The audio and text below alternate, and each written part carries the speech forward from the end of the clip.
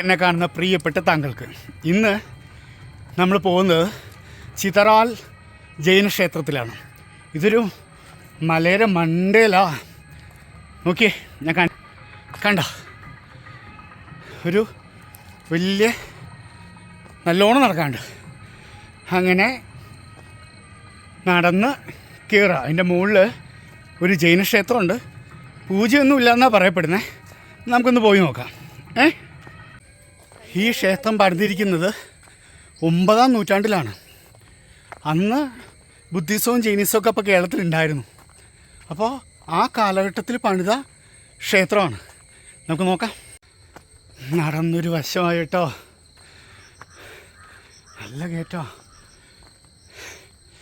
ഇത് 1 കിലോമീറ്റർ അല്ല, 1.25 കിലോമീറ്ററായിട്ടും ഈ നടന്ന് കയറ്റം കഴിഞ്ഞിട്ടില്ല.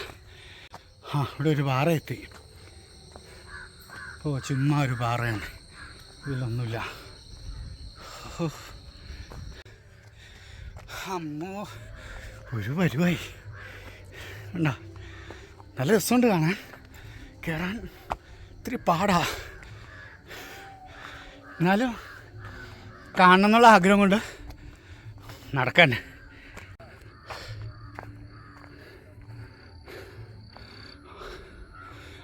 ദൂരത്തുനിന്ന് കാണാം. കണ്ടോ, ദൂരത്തുനിന്ന് കാണാം. ഇത്രയും കൂടി ഇനി നടക്കണം. നമ്മളെ മുകളിലെത്തി. നല്ലൊരു വലിയ ഹാലുണ്ട്. ഈ ഹാലുണ്ട് കണ്ടോ. ഇപ്പം അതൊക്കെ നമ്മളതിൻ്റെ മുകളിലേക്ക് കയറുക.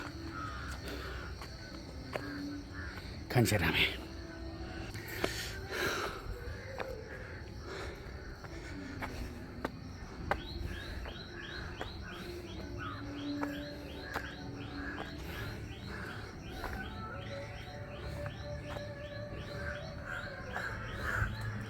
ഒരു ഗുഹ പോലെയാണ് അതിൻ്റെ ഉള്ളിൽ.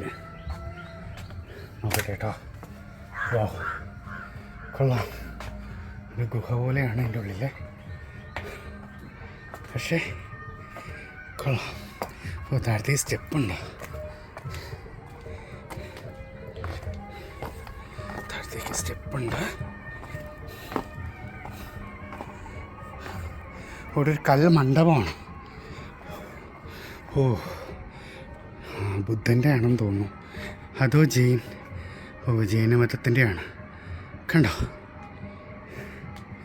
ഇതാണ് ഇവിടെ ഒരു മണ്ഡപം. കണ്ടോ, ഇതാണ് ആ ജൈനക്ഷേത്രം. ഇതാണ് ആ ജൈനക്ഷേത്രം. കണ്ടോ, കൊള്ളാം. ഇത് കാണാനായിട്ടാണ് ഇതിൻ്റെ മുകളിൽ കയറിയത്.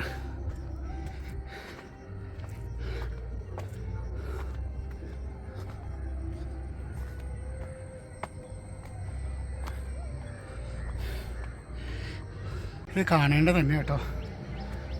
ഇതിൻ്റെ മുകളിൽ നിന്നാ നോക്ക്, ഏറ്റവും മുകളിൽ. ഈ പാറേക്കാൾ മുകളിലൊന്നുമില്ല, വേറെ ഒന്നുമില്ല. കണ്ടോ, കണ്ടോ. ഇവിടെ ഭഗവതിയുടെ ഇതും കൂടെ ഉണ്ട് കേട്ടോ. ഇത് ഹിന്ദുയിസത്തിൻ്റെ ഒരു ഇതും കൂടെ ഉണ്ട്. അപ്പോൾ ജൈനമതവും ഹിന്ദുമതവും ഒരേ കാലഘട്ടത്തിലുണ്ടായിരുന്നു കേട്ടോ. ഇത് ബലിക്കല്ലാണ്. നോക്കാം. അടച്ചു കിടക്കാണ്. അതുപോലെ തന്നെ തൊട്ട് ഫ്രണ്ടിലായിട്ട് കുളമുണ്ട്. കണ്ടോ, അകത്തൊരു പ്രതിഷ്ഠയുണ്ട്. അങ്ങ് അകത്തായിട്ട് കണ്ടോ. എന്താ പ്രതിഷ്ഠയെന്ന് അറിയത്തില്ല, പക്ഷെ പ്രതിഷ്ഠയുണ്ട് ഉള്ളിൽ.